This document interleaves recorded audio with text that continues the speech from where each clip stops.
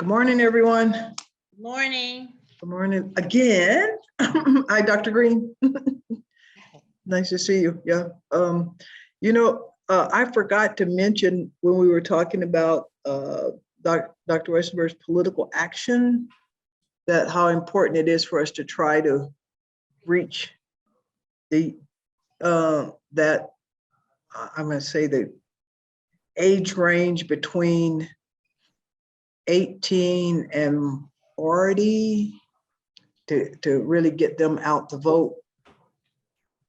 Because I'm surprised at how many of them, they're like, oh, my vote doesn't count, and so they're not even, don't even go out and try. And I know that I had a conversation with a grand niece this weekend. She's probably 35. Wow. And how she was saying, most of her friends don't even vote, or they write in somebody, and their attitude that neither one of the parties are there to help them out. But I think that's because they don't take the time to really analyze the issues, so and so I was asking her who, anyway, we had a rich discussion. That's a nice way of putting it. Yeah, but that's probably and explaining the percentage that we need to make sure we get over the top. Yeah. A lot of that has to do with, it's a lot of reasons why, especially the 18 to 35 group is, the low voting category. And then when you break it down to, ethnicity, then, when you get kind of the Black and brown community, that number drops. Unfortunately, a lot of it, there's so much information that is out there that disparages voting or this participation, and like I said, it's not a mistake that it's targeted at that age group, because that's going to be the next large, when you start looking at millennials and Gen Z, that's going to be the next large voting block. Where are they getting this negative information from? You name it. You have everything from YouTube, you have TikTok, you have social media, and then really, to be honest, even like your more traditional news sources, when you look at things like just op-ed articles that kind of come across more as news articles, to just the hurdles to voting. That you didn't have this, that, and the third, or you have to do it this way, those type of things. And then just the kind of just the general frustration where, I kind of call it the slow wheel of progress, is that, progress, in, like you say, in 2022 is more like, I want this done by tomorrow. If I order a pizza right now, it's knocking on my door in 30 minutes, that kind of thing. Oh, I see. Whereas politics and often political change and things of that nature do take a while. It's almost like it has to be gauged in not a year or 2 years, even maybe an administration, but you have to look at almost a 10-year impact. And so, for a variety of reasons, people aren't patient with that. A lot of it, is a straight up need. There's a specific, if you're, for example, if you're looking at your rent, skyrocketing, you don't have time to, for somebody to tell you, oh, well, we'll get this bill passed and it could take like 4 years or whatever to get through. No, I need this taken care of right now because I'm suffering right now. So that's legit, like kind of anger with it. But, you have a lot of folks who, don't kind of recognize that. Like, so I'll use some landmarks like Brown v. Board of Education. That particular Supreme Court decision, that wasn't something that happened in like an administration. That was something that took like a good 20 or 30 years of like consistent work to get to that moment. And so, and even like, kind of even with the study of like history and like schools, it's often kind of, I think, taken for granted that people kind of, that kids are kind of taught that, oh, this, the Civil War happened, the Civil War ended, and we got the 13th, 14th, and 15th Amendment. And it's like, no. You understand, that was like, like 10, 15 years on top of a major conflict to get to that point. So. Yeah, good. And then another part is just being in the spaces to have like quality conversations. Yeah. Dr. Harden, I would like to say, probably the elder in this group here, that I believe that there are various segments of the community that you need to go to, and there are various segments of the community that have various needs and approaches that you need to utilize to get to them. It is not going to be the same for all of them going to a college campus, going to a club, going to necessarily dictated by the club that you're going to. And so I think that you do need your advocates. And I think you need to know where to get your advocates, your posse, if you will. I think you need to have credibility in the environment in which you're going and know how to navigate that. And so there are ways to approach the community, knowing which advocates, which leaders, which people have credibility in which communities to get to them, and knowing where to go to get to them. And I'm just saying, okay. And I'll throw in one other point that I think is also really important is that as a collective society, our understanding of just basic civics is very low. You know, I mean, like obviously I move in the political space, and so I will be the first to admit that I have a perspective and knowledge of how stuff happens that's different from like the average person walking around.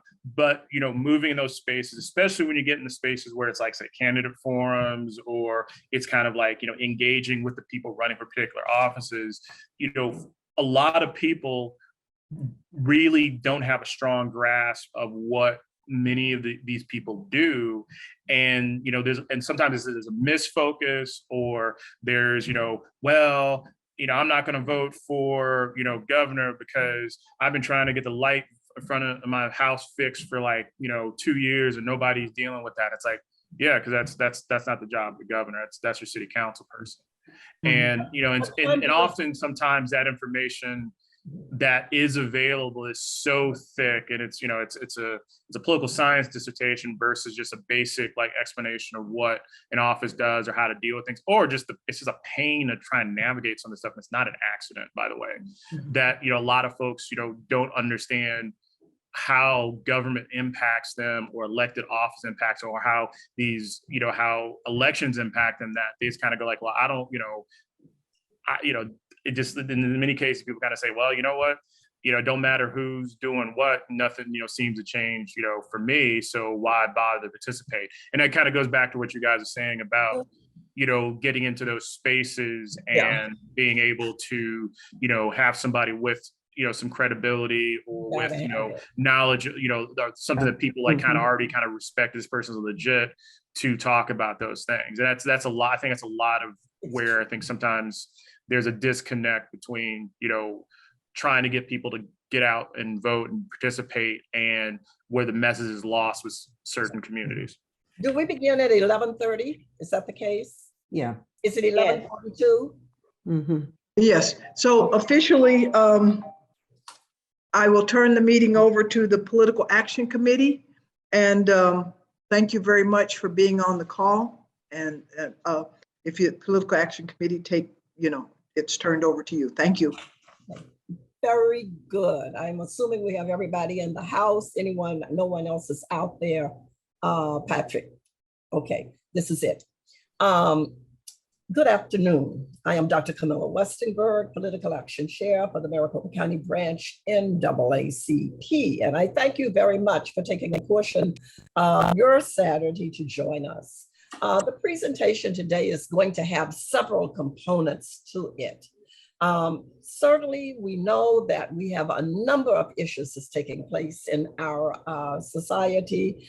We are concerned about gun policy. We are concerned about critical race theory. We are concerned about voter suppression. We're concerned about women's health. We are concerned about Congress, and it goes on and on and on. And so we're going to try to address a few of those things within a short hour today. The first portion of the presentation will be information on voter registration that will be presented by Patrick Brown. and then the political roles and responsibilities that exist so that you can have an overview of what those positions are. I think he'll do it from top to bottom, bottom to top, actually. And then Dr. Judy Green is going to give a presentation on voter suppression. I like to call it the many faces of voter suppression.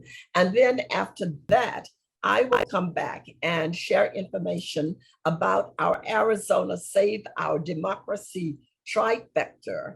And after which Patrick will come and give them information about poll workers and how important they are, and recognizing that in our community, there's a lot of concern about participating in the political environment these days. And then we will have Q&A and closure. And so we're ready to begin with it. Patrick, will you please begin with the voter registration information? Yeah, I want to thank you everybody for being here.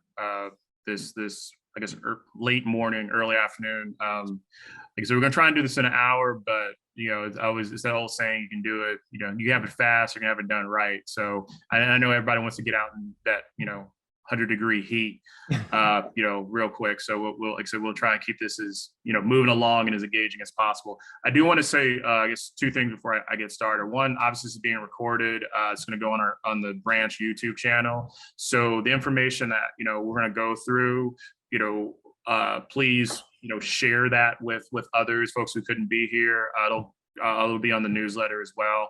The big thing with, as we were kind of started with before we really got into things, is that it's super important that folks are educated, or at least have an understanding of what's going on, because typically people don't vote in midterms. They vote, in presidential elections because that's just what everybody talks about.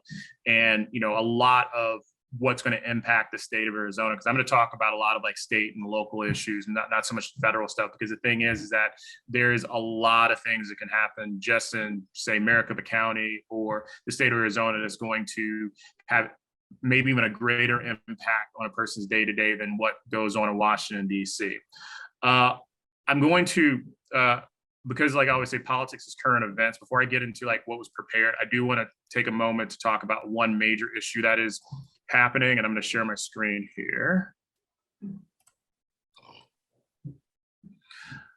So in the past, the most recent legislative session, a bill was passed. It was called HB 2853.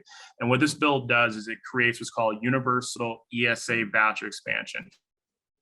If you've ever heard school vouchers or private school vouchers, that's what this is. What the bill basically does is that, Arizona has school vouchers already on the books, and there were rules in place that kind of limited, the number that were out there. It set some kind of qualifications in order to get these private school vouchers. And I'm gonna call it what it is. It's private school vouchers. And so, in the kind of the twilight of the last legislative session, the party power pushed through this bill, HB 2853, which pretty much just makes it universal. How basically what it works now is that instead of just simply, having to follow some particular guidelines or rules, anything like that, it basically opens it up to anybody. So anyone can get this voucher. What it simply is that an individual can, pull out $7,000 in order to send their child to a private school, or they can use that money to homeschool their child. And what's problematic about this bill is a couple of things. The first thing is in 2018, this issue went to the ballot, and voters in Arizona just soundly rejected this. So this is not a popular thing. It's not something that Arizona voters want. And this was, of course, pushed through by folks who, operate private schools or want to move towards school privatization, or to be able to, use public education as some sort of revenue stream. Why this thing is really really bad in a lot of different reasons is when I talk about that $7,000, this money comes out of the public education fund. So for example, if someone says, all right, I'm going to get an ESA, I'm going to take this money, I'm going to, I'm going to put my child in, say, Brophy, for example, then that $7,000 is gone. That's gone into Brophy's pocket. Now, keep in mind, a private school can decide who they want to take. They, don't have the same expectations of, that the public school system have, but now they have access to public money. If any of y'all are not familiar with the tuition at a school like Brophy, it's more than $7,000. So if an individual can't make up the remainder of that money, or they can't get a scholarship or what have you, then that child will no longer be able to attend that school. Keep in mind that $7,000 is out of the, is gone, meaning that that child's now, that option is more than likely go back to a public school. Now, say your public school has to now educate that child with less funding. Like I said, I'm not going to, because we have a lot of stuff to cover. I'm not going to, kind of really get crazy deep into this. But an organization that we've partnered with in the past, Save Our Schools Arizona, they are doing what's called a ballot referendum. So what they have to do is get over 118,000 signatures from voters across the state in order to, one, it'll freeze the law, because this law is scheduled to go into effect September 24th. And so if they, the referendum will of course freeze the law from going into effect, and then this will go to the November ballot so that folks can of course vote to, throw it out for the, the third time at this point. So what I'm going to do is I'm going to drop the link that you're seeing on the screen into the chat. That way it'll give you some information about the bill. They've got like a one-page talking points. Also, what's going to be important is signing those petitions. It'll give you where you can find a location near you to go and sign a petition, or if you would like to, get some of the petitions in order to, get additional signatures and kind of help out with the effort, it'll give you ways to do that. While I'm doing this, are there any questions just on this particular issue? What's the end date to get these? I'd like to save the questions until the end. If everyone would jot them down, please, and get through some of the content, because it's quite a bit. There are a number of slides, and then at the end we can come back and address. Please jot your questions down. We do want to know what they are, but well, I will. There was one, so I will just take the one. I think it was like a date question. So we'll go ahead. I'll just take that question. Thank you. Yeah, I was just wondering when do you need the petitions to be signed in? When do you need to get all these signatures gathered? I believe. Yeah, I'll have to get back to you on that one, because I know that it might be. No, I want to say September 24th is when they're trying to get it, get everything filed. So, but I'll double check and I'll get back to you on that one. Okay.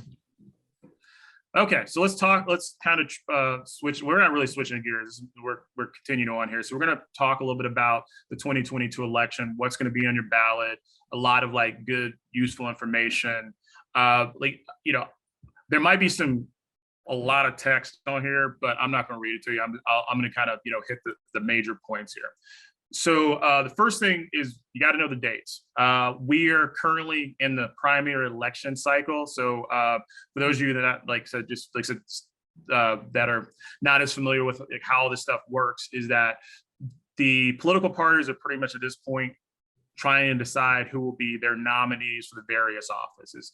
In some races, there's only one candidate, so they're really just, it's kind of a formality. For other races, they're very competitive. There's several people running to get, their particular party's nomination in order to then run in the general election. So if you're a member of one of the political parties, then you will get a ballot or to cast a vote for those individuals. We're pretty much kind of in the middle of things. Like July 22nd, which was yesterday, was the deadline to request a ballot by mail. So at this point, your options are to go and vote in person. If you are a person who likes to do your ballot by mail, if you're planning on mailing it back, the 26th, which is, I want to say Wednesday of next week, is going to be your deadline to get that thing in the mail. So either, drop it off today or Monday, but once you hit the 26th, that's kind of the last day where, if you drop it in the mail, it'll get there on time. If you always can drop your ballot off in person, so you can go to your nearest voting center. So you don't have to go to your precinct. You can go wherever there's a county voting center. You can just drop it off, in person, or you can take it to the drop boxes that are maintained by the county recorder's office to vote. Looking ahead, of course, we've got the general election, which will the election date will be November 8th. For folks who are not registered to vote, people can register online. It's really, really simple. If you got a driver's license, you can register online really easily. The last day to do that, so you would be eligible to vote in the November general election, is October 11th. So we got plenty of time to have those conversations with folks who are not registered and getting them engaged so they can, of course, be prepared to cast a ballot in the November election. October 12th is the date that ballots go out. And I always want to kind of put this out there because a lot of people sometimes get confused on this point. That's the date that they get mailed out. Doesn't mean that your ballot is going to be sitting in your mailbox on October 12th. That's just when the county recorder's office gets those things to the post office and they start going out. You may have it on the 13th, you may have it on the 14th. It just depends on where you live and how quickly mail gets to your house. And then of course, October 28th would be that deadline to get that thing in the mail if you're planning on mailing your ballot back. You're gonna see this website at the bottom a lot. It's important. It's called BeBallotReady.vote. It's a really simple dashboard that allows you, the individual, to do a couple different things. One, you can use it to register to vote. If you're not registered, you can use this will be an access point for that. If you are concerned that you maybe have been removed from the voter rolls, or you've recently moved and you want to make sure that the county recorder's office has your current information, so you will get your ballot and everything, you can check your status or make any changes. Also, if you're this won't apply for the general election, but typically in primary elections, if you are an independent voter, meaning that you are not a Republican or a Democrat or anything, then you have to actually request a ballot to participate in a primary election. You get to choose which party you want. That's just how Arizona is set up when it comes to this. So this is a really good website to, show folks, really easy to use, very straightforward. I recommend it. Now, I want to make another clear point. This website is designed for Maricopa County residents. So if you're talking to somebody who lives in Tucson, they won't be able to necessarily use BeBallotReady.vote to do all the stuff I said. They would need to be a Maricopa County resident. I'll talk a little bit later about the statewide website that anybody in the state of Arizona, no matter what county, can use. Okay, let's talk about identification. I think folks have heard this a lot about, like, what IDs do you need? Do you have to have an ID? Yes, you do. Arizona vote centers require identification. The thing is that basically there are options where you only need one form of ID. So if you have a driver's license, you have a state ID card, you're good. You're good to go. However, there are some you're not limited to just those IDs. There are other IDs that you can use in order to be able to cast a ballot. So I'm not going to read all this to you. I'm going to give you the cliff notes of what this is. So they basically break it down in lists. List one, considered the sufficient voter ID. This means that you only need this one ID and you can go in, prove your identity, and go and vote. That's, of course, your driver's license or the ID card. Folks who are members of our indigenous tribes, if they have their tribal enrollment card, or they have like a valid federal, state, or local government ID, that means if you are a member of the military, you have your military ID, or you have a copy of your passport, something like that has your current address on it, then that's the only thing you need. If you don't have anything from list one, that brings you over to list two. You need to have two things from this list. Typically, it has to be, like, say, a utility bill that's within 90 days of the election. Okay, so whatever that election date is, it needs to be within 90 days of that election. Gas, electric, cell phone, what have you. It needs to have your name and your current address. And so that's one way you can prove your identity. You can use a bank statement. Again, 90-day rule. Has to have your home address or whatnot on it. Property tax. You can use your insurance card from your car. The thing is, you're going to have two of those items if you don't have anything from list one. List three is basically when we start playing mix and match with the first list. So let's say, for example, you don't have anything from list two, you can start mixing and matching. Like, let's say that, you don't have a driver's license, you don't have a Arizona ID, but you do have a passport. So let's say you get your passport from your recent trip from Jamaica, and you have that, and you have your Verizon bill. You can use those in combination in order to prove your identity and be able to vote. This stuff is from the Secretary of State's office. So if anybody tells you, oh, no, where did Patrick make the stuff up?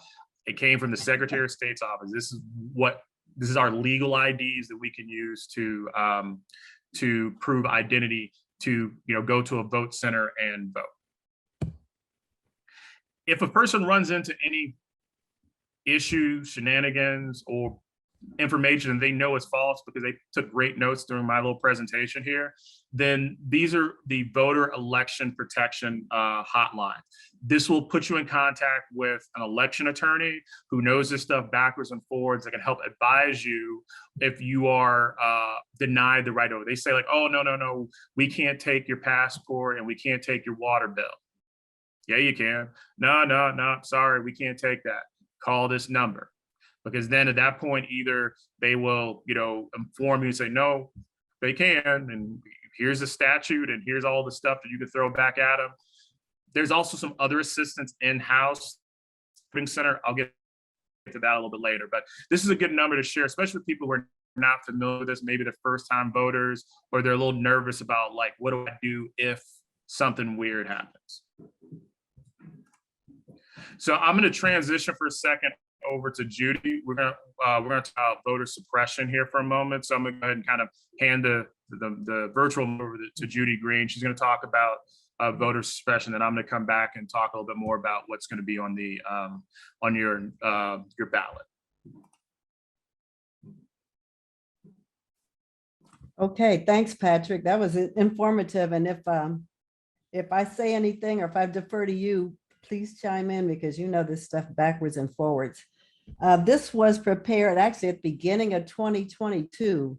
And this was presented to people in the Western, ladies group in the Western United States. So the information, some of it may not be current, but I will supplement the talk.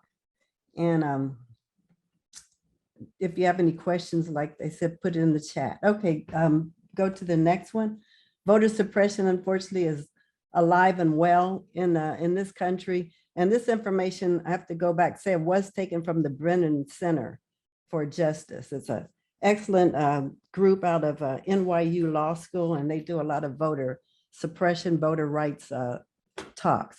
So I wish this country were like Australia. Australia, everyone has to vote. If you don't vote in Australia, you get fined for not voting.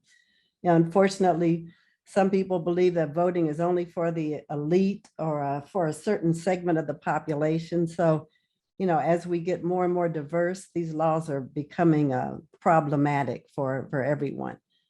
There were a lot of suppression laws passed in 2021, and unfortunately, Arizona was one of the leaders in the nation of voter suppression laws attempted in 2022 as well. So like it says, 19 states passed 34 laws. And fortunately, of the over 100 laws that were attempted to be passed in Arizona, only several squeaked through. Next slide. I can't control the slide. So Patrick, can I have them? Okay, there you go. Okay, there were a lot of new suppression laws, like I said, affecting the Western states, and really Texas with their last election. We could see a lot of the problems that happened with that.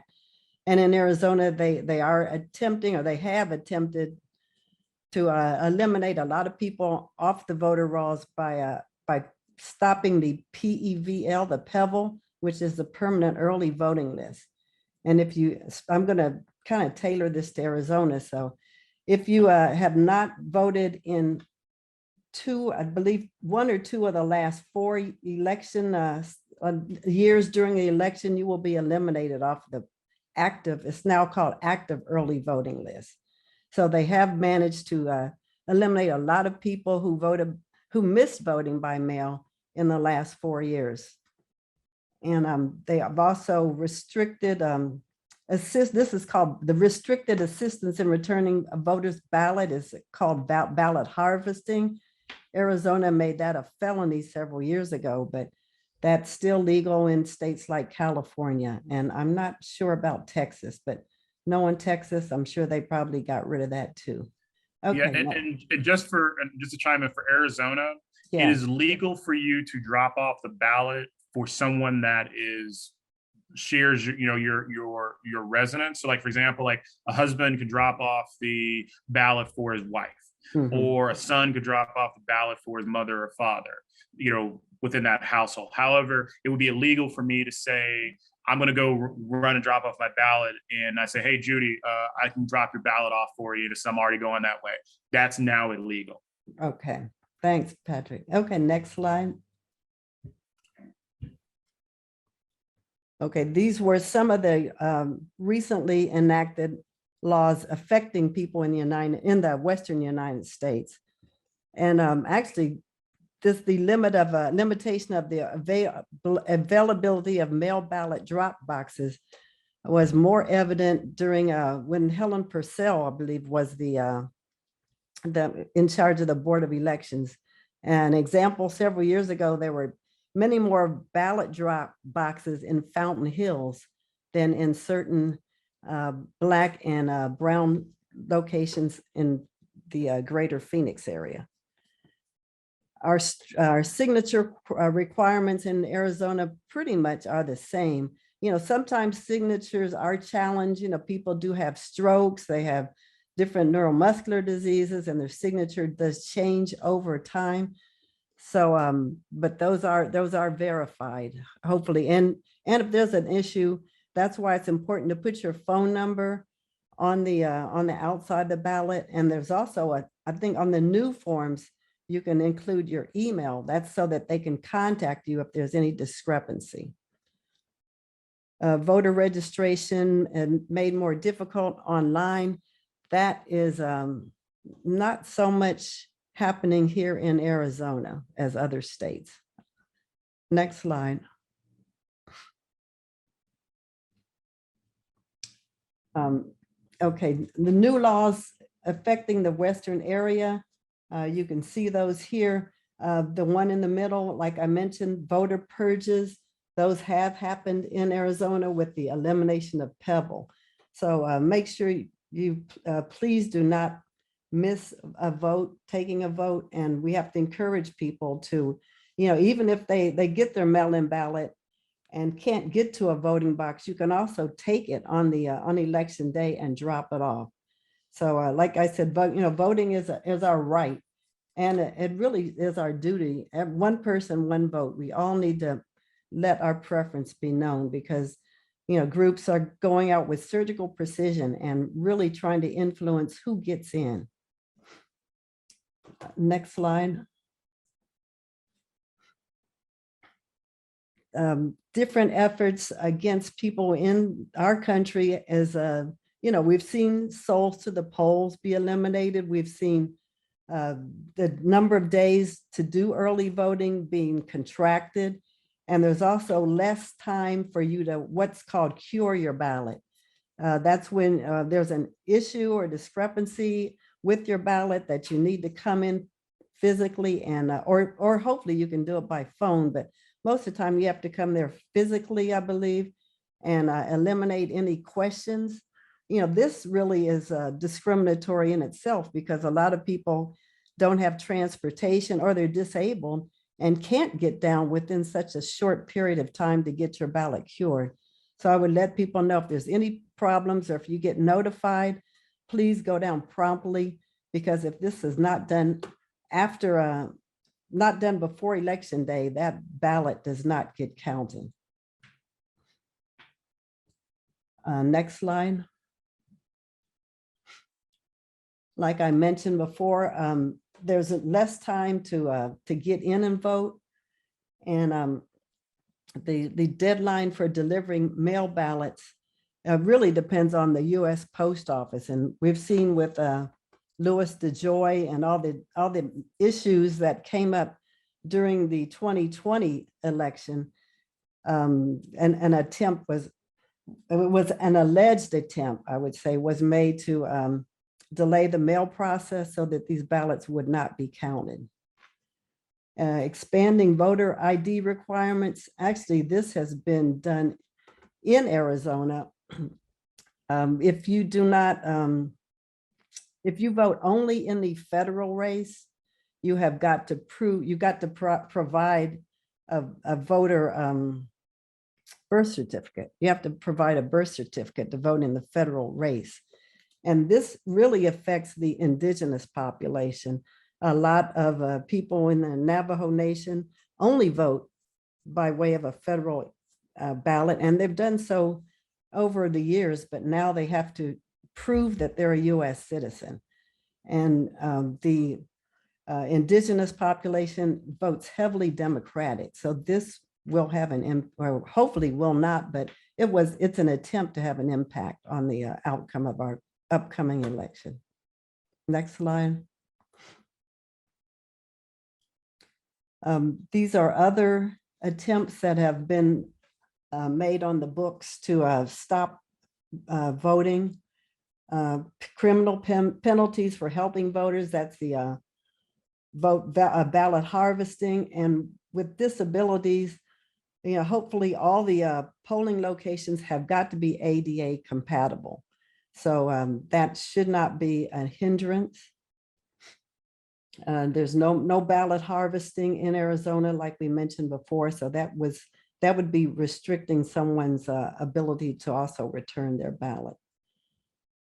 Adrian Fontes attempted to send out mail ballot applications last go round, and he got his hand slapped for doing that. It's illegal in Arizona. Next slide.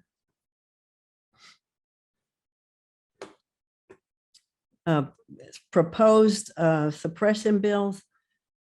Actually, like I mentioned earlier, a lot of voters here have been already purged from the active early voting list because of missing.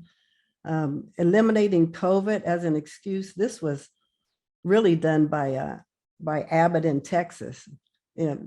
Trying to get an absentee ballot in Texas is very, very difficult.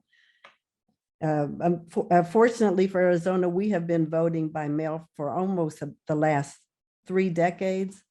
So over 80% of Arizonans vote by mail. And surprisingly, there is a candidate for Secretary of State who wants to eliminate voting by mail and have everyone vote on election day, paper ballots, do a hand count. And that's just an open invitation for voter fraud, which, despite the misinformation, there's only, as of 2000, I think it is 2012, I believe. No, 2010. Someone reported there've only been 30 cases of voter fraud since 2010 out of a total of 13 million ballots cast. So really it's a non-issue, although some want to make it a big issue. Next slide.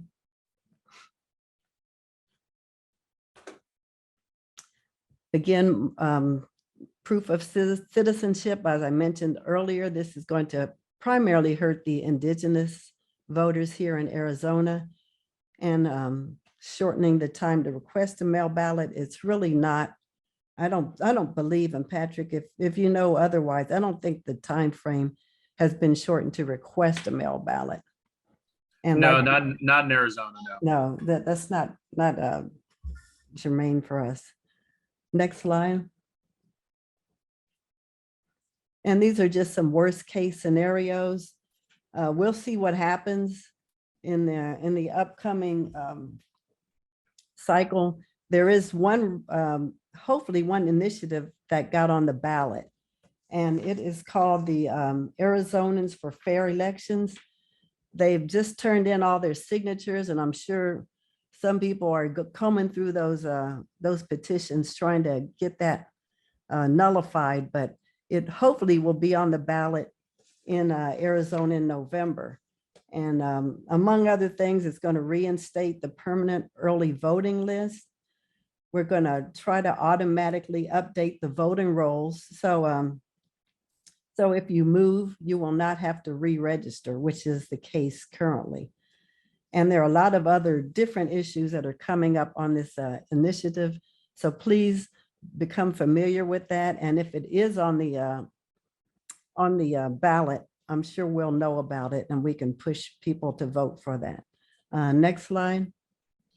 And one thing to chime in about that particular voter initiative, Mhm. a lot of the language that's in the John Lewis Voting Rights Act that a lot of folks have heard about, they've Mhm. included that in there. So kind of even the people who sponsored this initiative basically kind of took it from, they kind of took it from a point of view of like, hey, if we can't get this done at a national level right now, then we can get it done at least in the state of Arizona. So Yeah. like I said, it's a good voter initiative. Yeah, well, let's hope that it gets on the ballot and we can support that 100%. These are other worst case scenarios. Hopefully none of these, federal holiday on November 8th, I don't think that's gonna, I don't know about that one, but I remember back in the day, I'm from Ohio, General Motors used to take election day off as a holiday so that the workers can vote. That's unfortunately not going to be the case around here. Next slide. I think that's probably one of the last slides there.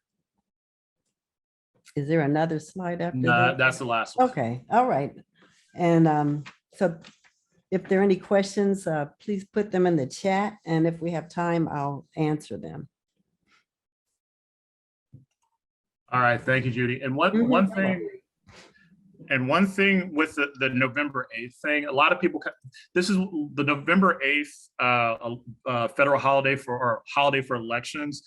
It's almost a bit like a bait and switch when you look at some of the legislation that's out there, because a lot of people kind of go, oh yeah, that makes perfect sense. I would dig just having, it being a holiday, I can get work off, whatnot, I can go vote. But why it's a bait and switch is what's buried in many versions of that legislation is that it makes voting just on election day. So it eliminates early voting, it eliminates vote by mail. It's like, if you don't vote on November 8th, then that's a wrap. There's no early, none of that stuff. So it's not as cool as it sounds. I'd much rather have that as a recognized state holiday than Juneteenth, to tell you the honest truth. That could have been talking about bait and switch. That could have been a part of it also. Fully agree. All right, so let's talk about the 2020 election, what you're going to see on your ballot. Patrick, Purposely are you going through the political roles and responsibilities now? Is that your, okay, yes. Very good, thank you. So what you're going to see in your ballot in 2022 with the offices, I purposely am starting from the bottom of the ballot to the top. One of the things, especially with our community, with Black community, a lot communities of color, is we often don't complete our ballots. Often we'll vote maybe at the top of the ticket, the first two names up there, and then all the stuff at the bottom. It's not even that folks aren't voting, just kind of skip it. And so a practice that I recommend to everybody is start from the bottom of the ballot and work your way up to the top, because there are so many offices that are going to appear on the bottom of the ballot that are going to have a major impact on just your day to day. So if you live in any of the cities you see on the screen here, you're going to have a city council election. For those of you not quite familiar with what city council does, they handle a lot of just the operations of your city. Going back to the example of the street light getting fixed, the governor doesn't really deal with that stuff. President is not going to fix your street. However, your city council is going to be the person that's going to decide, where that money goes to address a lot of that. So there's going, like I said, that's going to be one of the things that is going to appear on the November ballot. You will not see it on the primary ballot, because at least in Arizona, city council elections are considered nonpartisan, meaning there are no primaries for nonpartisan races. So if you're thinking, I already voted, I didn't see anything about this, you'll see it on your general election ballot. And that brings us to another nonpartisan. This is a huge one, school boards. So pretty much every school district in the county is going to have school board races. If you've been following kind of a lot of the stuff going on with folks like Steve Bannon and a lot of like just, anti-democracy types, they've actually put a call out for people to run for school board. The reason they're doing that is for a lot of different reasons. One, schools have such an impact on communities. And, the people who sit in these school boards for all intents and purposes are running tiny cities. I mean, when we really kind of call it, what it is, they have access to large sums of money that are, for our, the education of kids. They are all responsible for hiring, superintendents to, operate the thing. In many cases, they will vote to approve, the hiring of school principals, the school policies, everything like that. The curriculum that's taught at the school is vested. That's the power of the school board. A lot of people sleep on these elections. They don't pay attention to who's sitting on school boards. They don't know who's running. And because often they're, lower ballot races, people tend to not, vote for these things. This is why you're seeing a lot of like characters who are running that are, trying to get rid of things like CRT or trying to ban, proper teaching of history in schools, things like that. It's going to be really important to know who's on, who's running for these races, and, what they're about, and, also who's supporting them as well, because some of these people are not going into these offices with good intentions. And this will be these are races that you'll see on your November ballot. Since they're nonpartisan, they will not appear on the primary ballot. So Board of Supervisors, I'm going to talk about this really quickly because typically the supervisor races happen during presidential cycles. But if you live in Supervisory District 2, this will appear on your ballot. The person who was originally in that seat resigned. And so they have to they appointed a person just to kind of finish out, up into this midterm election. So if you live in this area of the county, you will see a Board of Supervisor race on your ballot. Of course, Board of Supervisors handles a lot of things. They actually have a lot of power over just our election system. While the county recorder runs like the elections department, once we move into the actual election itself, so the actual operation of election day actually is the power of the Board of Supervisors. So they actually run the election itself. Everything up to that point, up to election day, is the county recorder, but then those individuals are actually calling the shots for the election.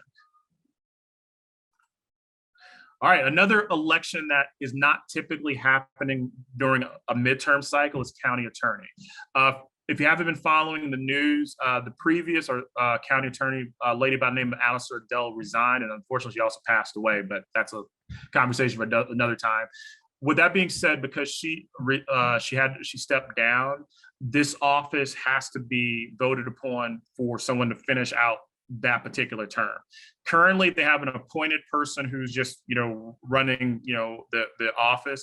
However, on the November ballot, so since this is a partisan race, you will see candidates for both parties that are trying to get the nomination to be county attorney. Then, of course, this will be a general election race. This is not something that generally happens during this cycle, but because of the circumstances, it is. This is a huge office. It's the county attorney's office is the fourth largest prosecutorial agency in the nation. It's huge. And because of how Arizona's this Maricopa County is designed, it handles all of the criminal prosecution. So if you're from if you're not originally from here, sometimes you hear you have a district attorney or county attorney. In Maricopa County, the county attorney's office serves that role for the city, citywide, countywide type of thing. As there's a lot of controversy with that office, with the political prosecutions during the George Floyd protests in Phoenix, to just a lot of practices. And if you've been a resident of Maricopa County, there's been a lot of issues with the county attorney's office for a variety of reasons. So this is going to be a very important race to watch, pay attention to, and of course, make sure that, you're voting for, the most qualified candidate to do, that job well and right. Okay, Clerk of Superior Court is one I'm going to kind of be quick about. this is kind of an administrative position. However, it is an elected position. The Superior Court, of course, manages all the operations of our courts within the county. And so the person who's a clerk, their job is to pretty much kind of manage just the operations of the office. It is an elected position and will be on the ballot. So definitely not one you want to skip. Let's talk about water. We live in a desert. We don't have a lot of water. And if you've noticed, we're having water issues. Well, the board, the Central Arizona Water Conservation District Board, they're the folks whose job it is to kind of manage our water situation and address our water situation in Arizona. It's a 15-member board, and it represents Maricopa and Pima County and Pinal County. And so in Maricopa County, we're going to have we have 5 seats that are up for election for this board. It's one of those things where like people don't talk about it, but it's super important. If you've been to like Lake Mead or anything, this is like stuff that they deal with, is addressing our water situation. And so, like I said, there'll be 5 people that'll be running for that particular board to, of course, take care of those duties. All right, let's get into state legislation. Now we're getting into the fun stuff. So all 30 seats in the state Senate and all 60 seats in the state House will be up for re-election. One thing to understand is that because of redistricting, something that happens every 10 years, all of the legislative districts have been either kind of reassigned or reconfigured versus based on, population and just how the state has changed over the last decade. So the thing is that who you may be voting for your state representatives might be a little bit different, or you may be in a new district, assuming you knew what your original district was. I'll drop this link in the chat a little bit later in our session, probably during the Q&A section. So if you're not really sure who your state legislator is or what district you're in or who may appear on your ballot, this is a good way to find that out. These are the folks who make the laws that impact our state. Everything that Judy was talking about with voter suppression laws, things like that. These are the people who are voting to, address those things. So this is a very, very important. These, of course, important decisions to make about, the direction of the state of Arizona. All right, state Supreme Court. This is another kind of unique situation. So Supreme Court members of state Supreme Court, they're appointed by the governor. So they're not elected to those offices. However, they do go what's called either, you have to vote to either retain or remove them from office. So we have 3 individuals who are on the Supreme Court that will be up for, to either be retained moving forward. So again, this is another one you don't want to skip because should these people not be retained, then the next governor will then be tasked with appointing individuals to the state Supreme Court. A lot of people are thinking Supreme Court because of things like Roe v. Wade and a couple other decisions. The state Supreme Court at a state level works the same way. That's the highest court within our state, and they will address a lot of state laws. Pretty much what ends up happening from a court point of view is if you don't agree with the state Supreme Court situation, depending on what it is, your next step is going to be the federal courts, potentially the U.S. Supreme Court. So again, this is another important race to not skip or not ignore.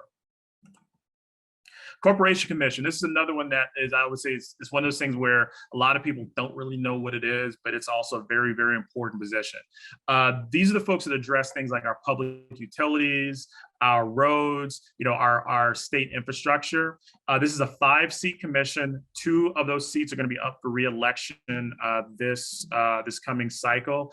If you wonder, like, for example, who addresses the cost, how much your utility rates can go up, this is this board. So if you're thinking like, man, I'm a little concerned about my electric bill. It seems like they always seem to go really high this time of year. This board is tasked with things like setting those limits and kind of addressing what our utility operators do and their regulations and how they operate within the state. Mine inspector. This is another thing that's probably unique to Arizona. Basically with mine inspector, they oversee all of our the mining operations of the state. This also addresses things like the old mines that are abandoned and making sure that they're safe and that they're being taken care of appropriately. Of course, this will be something that'll be on the ballot. All right, this is another one where is near and dear to my heart is Superintendent of Public Instruction. This office is of course up for re-election in November, or so it'll be on the primary ballot, but of course it'll be up for re-election in November as well. The Superintendent of Public Instruction pretty much oversees how education policy is interpreted within the state of Arizona. Now, the thing is that the superintendent doesn't create policy for schools. That's part of the job of the state legislature as well as the state board of education. But that individual's job is to execute that, and of course address how the $6 billion that goes towards our education system, how that's utilized and what initiatives and things like that. I could talk about this office forever because I really have intimate knowledge of how it operates, but that'll be for the after hours presentation. Okay, Attorney General, another big one. This is pretty much the lawyer for the state of Arizona. On top of just that capacity, they also set guidance policy for the county attorneys across the state. So typically how our county attorneys may address particular crimes or laws or things of that nature, the attorney general kind of sets those state policy guidelines for what they follow. Another thing is, of course, this is going to be one of those where there's no incumbent running. So whoever wins this race will be going into of course the attorney general's office. Secretary of State. I'm going to take a minute on this one because this is a very, very important race. On top of a lot of the jobs that the Secretary of State does when it comes to documents and dealing with, for example, registration of lobbyists and a lot of those things, the Secretary of State in Arizona is the state elections official. This is an individual who pretty much is responsible for how elections are conducted in this state. They set the state, kind of policies that the county recorders have to follow. They they will certify the elections after, the elections are held. And frankly, because of, a lot of the erroneous, election fraud and all the, stop the steal nonsense and things like that, these races have become extremely, extremely important, but they're also, you got a lot of folks who are running for these positions who want to utilize the power of the Secretary of State's office to suppress our votes. These are and Judy mentioned this about, folks who want to get rid of, same day voter registration, or they want to limit the, early mail-in ballot, things of that nature. Like I said, this is the office where the individual in here has a lot of say over, what could happen. And again, like I said, their ability to certify elections is huge. If Secretary of State says, hey, I think something's not quite right, I'm not going to certify the election, that means what we voted for isn't necessarily going to happen. And of course, there's a lot of more legal stuff to that. But again, this is going to be a very huge race in this cycle.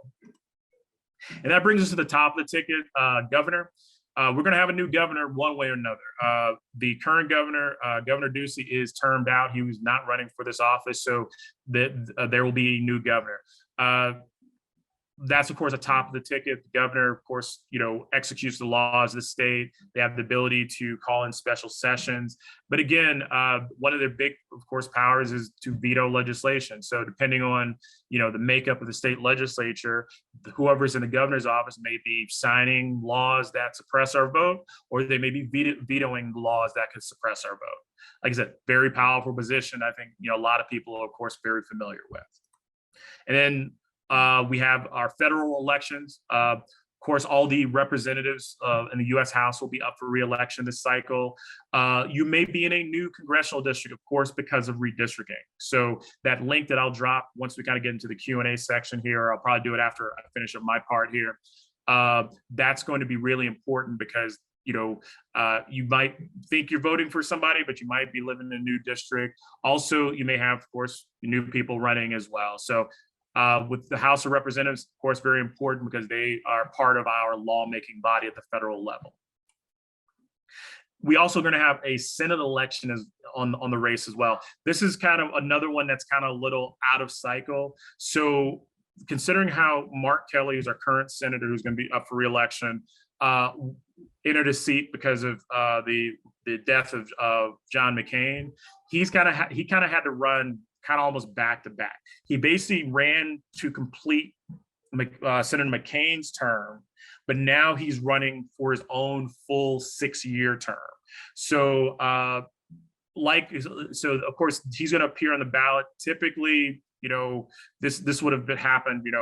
This would be happening in the presidential cycle. But again, like I said, lots of stuff going on. Why this is really important is basically the makeup of the Senate is fundamentally 50-50, with Vice President Harris being the tie-breaking vote. Like Georgia and Pennsylvania and a few other states, the outcomes of these Senate races could definitely impact the direction of the U.S. Senate, the makeup of the U.S. Senate moving forward. So this is going to definitely be a race to watch, and of course a race to participate in, and it'll be at the very top of the ticket on your ballot. All right, let me see here. I'm going to switch gears for a moment, talk about voter registration. Like I said, we talked about kind of what you need for it. A website, especially if you're having this conversation with somebody who lives outside of Maricopa County, Arizona.vote is another website. It's maintained by the Secretary of State's office. That's a location where you can register to vote online. You can request a mail-in ballot. You can check your status to make sure that you are registered. If you need to update any information, it will either redirect you to your county recorder's website, if you live out of Maricopa County or whatnot, to get that taken care of. So if you're having that conversation with, say, someone who's going like, well, okay, I'm going to vote. How do I do that? Send them to Arizona.vote. Again, another plug for BeBallotReady.vote. Great website. Again, that's a place that works primarily in Maricopa County. Of course, you have Arizona.vote as well. And remember, vote by mail. And I'm going to say this a lot. Voting by mail is safe and secure. Don't believe the talking heads with the weird websites. It is safe and secure. Remember, the permanent early voting list no longer exists in Arizona. We now have what's called an active early voting list.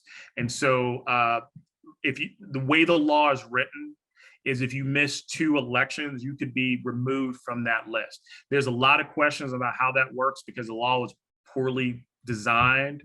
So I always say, keep it simple, vote every election. Make sure you're using your early ballots, meaning either you're dropping them off in person or you're mailing them back. One other thing is, because we kind of opened this session talking about this, about, people voting and people, not voting or not being engaged. Those of you who are on this call, I'm going to suspect that you're all registered voters. I'm going to suspect that you probably already cast your ballot or about to. So have these conversations with people have those discussions. One thing I think that's really an unfortunate thing in our society is folks say, I don't want to talk about politics. The thing is, we need to have these conversations. We may not need to talk about who's running for what or getting into ideology, but we do need to talk about voting, the importance of voting, how it impacts. And so those of us who know need to have those conversations with those of us that don't know, especially the people that we're related to, we have personal connections with, type of thing. We got to have those conversations, make sure people are participating in this process. Especially, I'm going to talk to Black folks in particular. Black voters in Arizona are, depending on how you want to look at the statistics, are 7% of the Arizona electorate. I argue and say that we're probably about 11% because of the undercount with the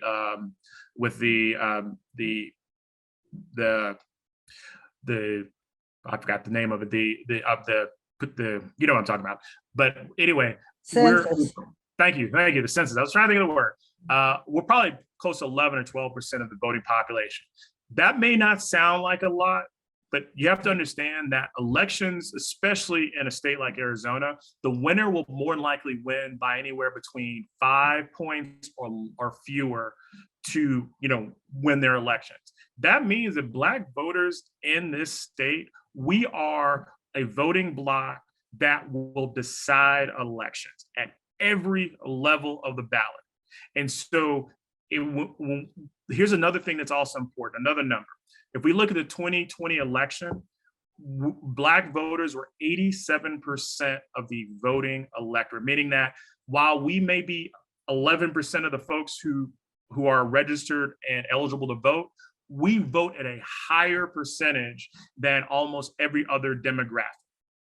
Just to give you a comparison, Latino voters in 2020 voted at about 65% of the electorate. So the thing is that it is important that we come out and vote, because we will have a huge impact on who our US Senator is, who our governor is, who's our Secretary of State. So the thing is, voting does matter. And I always say, if it didn't matter, it wouldn't be all this effort to try and make it harder for people to vote. So with that said, I'm going to hand it over to Dr. Westenberg, and she's going to take us on home. Thank you, Patrick. As you can tell, he is well grounded in all of this. He is my mentor and is the wind beneath my wings in this. One of the things, we had a discussion before formally beginning, and as an educator, as I said, and probably more older than many here, but yet surfing out there in the world among people who are not of my age for a period of time, I do believe that there is a methodology that can be used to get more people engaged. Those of us who are here on this call are grounded in many ways in the political arena. But the vast majority of people are not. They have a cursory knowledge. They do have a concern. I don't believe that they don't have a concern, but it's a cumbersome process for them. And so one of the things that the Maricopa County Branch NAACP Political Action Committee has done is developed a card, a business card, that can be given to young people and adults too. Don't get it twisted. There are some more seasoned people who would appreciate this as well. But I have gone to several open mics and gone out in the community and distributed this card. It is the size of a business card, and it gives them leads as to where they can go. It is called the Arizona Save Democracy Trifecta. Let's get it out of this heavy weighted. Let's go to the trifecta and see if we can win this race as far as democracy is concerned.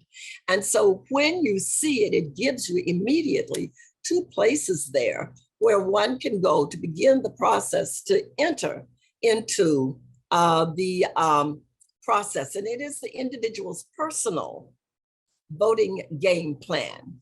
If you look at the backside of it, it is a trifecta. 1, first thing, check your voting status. Make sure you are where you think you are and that you have the status that you have, and the link is there. If you don't have it, then you need to register to vote. Second, we're really pushing the August 2nd primary election, and then the general election, November 8th. They need to understand that voting on that primary or during that primary election will dictate who you will see on that November 8th election. And of course, when I talk with people about it, I talk about some of the concerns that they have right now in our society as far as gun-related policies, as far as critical race theory and what is potentially not going to be taught in our schools as it relates to voter suppression. And voter suppression is one of the major reasons why people don't engage in the voting process. As it relates to women's health care, if you look at the abortion law and what the Supreme Court has done, young ladies and young men all are concerned about where that is going, where it has gone, and what it is going to lead into as it relates to LGBTQ marriages and interracial marriages and a variety of other things. And then, of course, sex education in the schools. There's a plethora of things that young people 18 through 35, 40, plus more seasoned people are concerned about. But there is a lot of, what should I say, information out there going around them that makes it visually, for one thing, difficult for them to navigate and zero in to where they need to go. And so this particular card will give them that avenue to go there. And the other thing, with Patrick and his presentation, with the political roles and responsibilities, that presentation too, Patrick, if I may, I would like to also take that presentation and get it ready for November for young people, because they're not going to sit down with us like we're sitting here for an hour and listen. But to give them that rundown, bam, bam, bam, bam, bam, bam, bam, this is what it means, bam, bam, bam, bam, bam, bam, bam, they'll take it. They'll take it and they'll go with it. And so I just want to share with you, as it relates to the Maricopa County branch of the NAACP, we are asking you to push the Arizona game plan trifecta. We do have the cards available. It is, as I said, small. It isn't something huge that people have to take with them, but it gets them into the process. And then another thing that I wanted to share with you, and I think Patrick also is going to share some information with you about it. But recently, actually, I'm just coming from it, the NAACP just had its 113th National Convention in Atlantic City, New Jersey. And they, hey, there you go. That was the theme. This is power. And the power is within us. It comes from us. We generate it and we make it happen. And so they also have, and I don't know if I can show it here, and I will have that sent out to everyone. I'll put it on the website for you to sign up to be a poll worker. It's Power the Polls, NAACP, keeping the poll places open and help elections run smoothly. And I put the link to that in the chat earlier. You can join the Power to the Polls in a nationwide effort to recruit new poll workers. That's at the national level, but there are things that are going on at the local level. And also the NAACP also has, I'm not a techie as you can tell, has the NAAC and GSSA 2022, a Black Civic Engagement Program. Excuse me.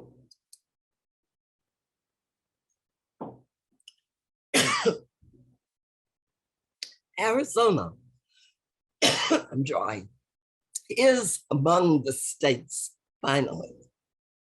It is among the 10 states, and they are working to increase the political voice, racial equality, living conditions, and opportunities for Black America by winning the elections.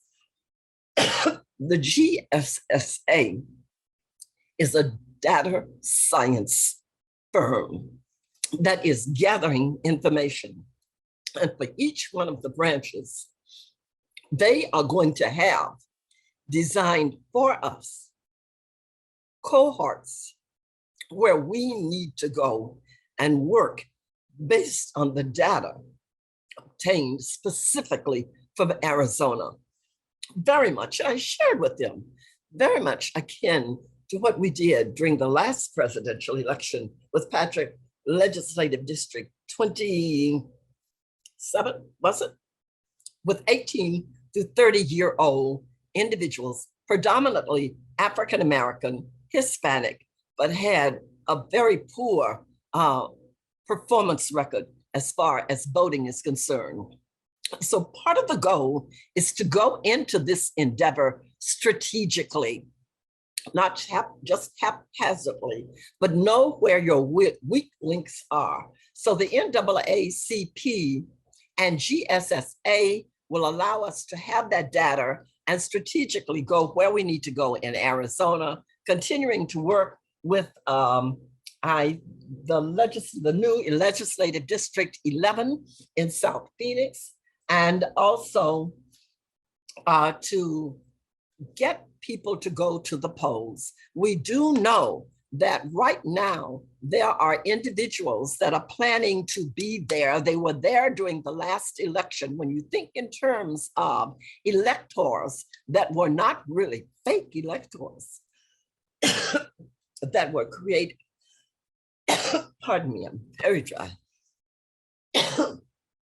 Fake electors that were there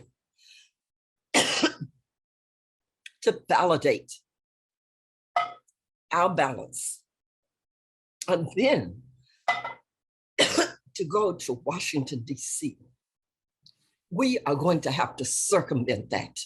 And to circumvent that, that means that we are going to have to be there instead to make sure that the process evolves as it should. Please accept my apology. Sometimes I get very dry when I'm talking. But with that, Patrick, I think you may have something else that you want to say about poll workers. I would like to thank the Political Action Committee members, Patrick Brown and Dr. Judy Green, for your presentations today. You all are just phenomenal. And Dr. Judy Green is very grounded in it too. Both of them are, both much more than I. But we have work to do. And at the NAACP convention, again, the theme was, this is power, and we are it. And what we need to do is go out and pull other individuals in to work with us to assure that we save our democracy. Because as far as I am concerned, our democracy is truly very much in jeopardy. And so I know there may be some questions out there, and then our president, Dr. Harden, will be able to give final comments. Yeah, so just as a few, I guess, few final points. Talking about poll workers. I'm a big fan of, like, of course, direct action. A lot of people, they don't want to just say, well, what can I do? Well, one thing is, of course, poll workers. We definitely need good folks who are willing to work in the polls. There are various positions that are available. And here's the thing: is you ain't working for free. You get paid. It's about $12.80 an hour. So you can apply right now. They're going to need like somewhere north of like 2,000 or so poll workers. And to be honest, poll workers, you're going to come in contact with folks and the community, and good poll workers can make or break somebody's voting experience. I've heard the story more times I can count of people who went to vote for the first time. They got somebody who was not very good at their job, or maybe purposely not very good at their job, and they didn't want to go back again. So if you're interested in doing that, like I said, during the Q&A, we'll drop all these links. Also, if you're kind of going like, wow, it was a lot of information, remember, we're recording this. This will be on our YouTube, and it'll be in our newsletter that goes out on Sunday. So you can definitely kind of go back and, pick the parts that you may have missed that we covered. The other thing I want to talk about too is poll observers. I'll be really quick here. Poll observer, that's a volunteer position. It actually is chosen through the various political parties. What the poll observers do is exactly that. They're there as official representatives of their individual political parties to observe that the election is taking place in a fair, consistent manner. These folks, will see what's going on. They have the authority to be in areas. So you can't just show up and say, hey, I'm a poll observer. Can't do that. You get credentials. You have to go through some training. You got to be, actually approved to be there. So if somebody rolls in off the street saying, I'm here to observe the polls, they're going to have a conversation with the county sheriff's department. But it's also another important thing, because poll observers can kind of almost serve kind of that advocacy role for voters. If somebody's, doesn't know where to go and that person's being ignored, that poll observer can alert, the election officials on site, say, hey, this person needs help, or I see something being done that doesn't look right, or, this, that, or the third. So they're kind of the eyes and ears, within the poll, the election environment. Okay, that's that's it for all the slides and all information. So we'll kind of transition over into the Q&A. Like I said, there, please ask away. And again, like I said, I'll kind of drop links in here as we go along. If you just put your hands up, maybe we can recognize you if you have questions. All right, if you've put it in the chat already.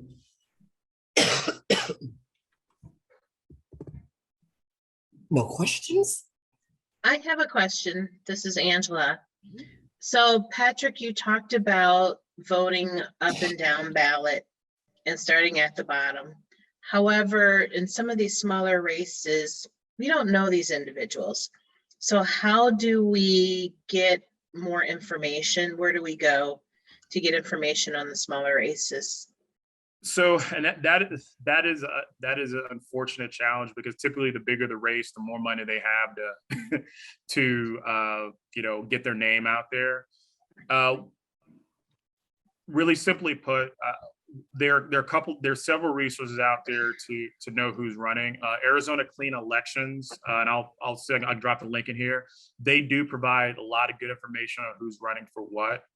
The other part is, I would say, you know, outside of like an environment such as the NAACP, where, you know, we're going to speak generally about this stuff, definitely talk to people, you know, who, you know, are in the mix, who know the candidates, people you trust that'll give you like at least some good, you know, guidance on like where to find that information.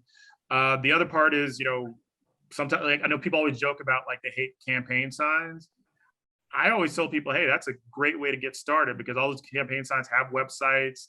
They're already out there. Just kind of do a quick like Google search and see who these people are about. And then I would also put another point on there, especially for some of these smaller races. If you don't know who these people are, you know, to some degree that kind of also could be a bit of a red flag, because a candidate that's, you know, really going to be serious about their role, they're going to try and get your vote. They're going to, you know, knock on your door, or they're going to have a volunteer knock on your door, and, you know, take the few minutes to have that conversation to find out who these people are about. That's, like I said, that's just some basic stuff. Like I said, there's definitely a lot of, like, you know, resources that are out there. Sometimes some are easier to find than others. I would also say check your Black press too. However we may think about the Black press, oftentimes, and they don't go too far astray, but oftentimes there is a list of recommended individuals through the Black press, and we need to support it. And that is a place where you can go to get some information or some guidance as to who might be the appropriate person. Thank you.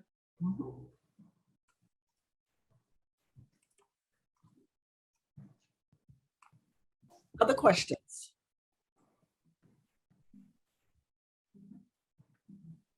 Okay, well, you know, my goodness, it was a lot of information today. A lot of information.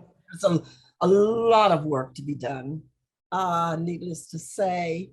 And we are all working. Everyone here on this call, we are all working. So I will hand it over to our president. And from my part, I will say, go forth and pick up those cards, the Arizona Save Democracy trifecta, and let's see if we can't get it popping with some young people. And hopefully we will have the presentation that Patrick did on the list of candidates of what will actually be on the polls that will be in a structure that will pop the young people to without, you know, yeah, just that. Great. Okay. Good. Thank you very much. And let me say thank you to everyone who's on the call. And we also know that, you know, the NAACP, we have multiple issues that we are addressing simultaneously, you know, criminal justice, social advocacy, health, you know, the list kind of goes on and on. But right now, our political action is critical. This is critical. So I would like to thank the committee for this excellent presentation. Need to thank Dr. Westenberg for all of the advocacy out in the community, you know, we've said this before, we're going to need everyone. We need all the demographics. We need all age groups. And so going out to the, you know, different locations. And I would ask that maybe we do this exact same presentation in August. You know, of course, the information about early mail-in ballots, it would be too late, but the rest of this information, we need to do it again in August. This needs to be our membership meeting content again in August, if I can impose on the Political Action Committee, because we have to tell them what we're going to tell them, and then tell them what we told them. You know, we got to keep this information at the forefront right now. Okay, and I would end with information that I shared earlier this morning that I know Jer and Dr. Green, you didn't hear, that I would like to encourage you and to tell everybody to submit, to support the Lyft organization, the Lyft drivers, the people, you know, like if you're doing driver services, need like driver services, because the Lyft organization, not Uber, the Lyft organization pledged thousands of dollars at the national convention last week. They also provided free rides to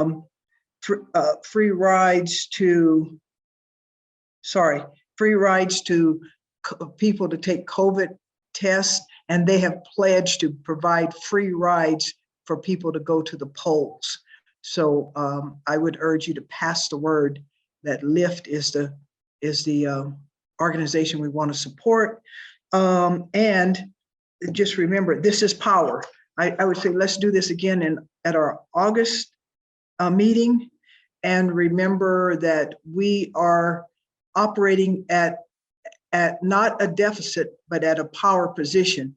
Our President Derek Johnson last week, he said this, so these are not my words, but he said that the reason that we're having so many voter suppression bills and the reason that there's so much violence out there is because we're making success. We're being successful. If we weren't being successful, they wouldn't be trying to pass all of these type of voter suppression bills. So we're going to continue to be successful. And as I said, you know, we're going to keep this, we're going to change our slogan to protecting democracy. This is power. So thank you all for joining us, and hope you'll be back again at our next August membership meeting. And thank you, Political Action Committee. Excellent presentation. Okay. Have a good afternoon, everyone.